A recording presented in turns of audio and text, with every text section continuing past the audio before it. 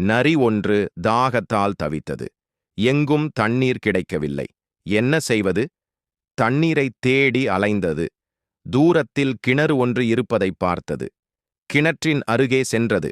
கிணற்றில் கயிற்றின் ஒரு முனையில் வாளி ஒன்று தொங்கிக் கொண்டிருந்தது. அதைக் கண்ட நரி வாளியில் தாவி ஏறி அமர்ந்தது.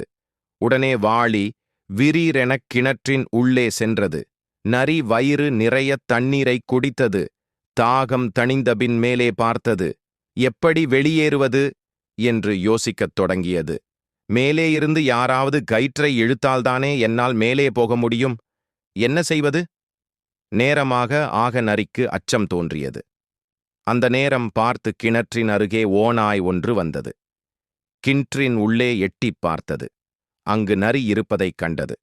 அடடா, நரி ஐயா, உள்ளே என்ன செய்கிறீர்கள் எனக் கேட்டது. நான் இப்போது சொர்க்கத்தில் இருக்கிறேன். என்ன அருமையான இடம் தெரியுமா?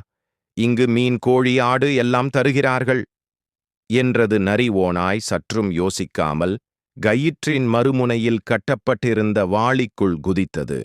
அந்த வாளி சரசர்வென்று கிணற்றின் உள்ளே போயிற்று. அப்போது நரி அமர்ந்திருந்த வாளி மேலே வந்தது. நரி மேலே வரும்போது பாதி வழியில் ஓநாயை பார்த்தது. நான் இப்போது சொர்க்கத்திற்கும் மேலான இடத்திற்குப் போகிறேன் என்று கூறிக்கொண்டே மேலே சென்றது. மேலே வந்ததும் கிணற்றுச் சுவரின் மேலே தாவி குதித்து தப்பியோடியது. பாவம் ஓநாய், ஒரு செயலைச் செய்வதற்கு முன் பலமுறை யோசிக்க வேண்டும். இந்த கதை உங்களுக்கு பிடித்திருந்தால் நமது சேனலை சப்ஸ்கிரைப் செய்து கொள்ளவும். நன்றி, வணக்கம்.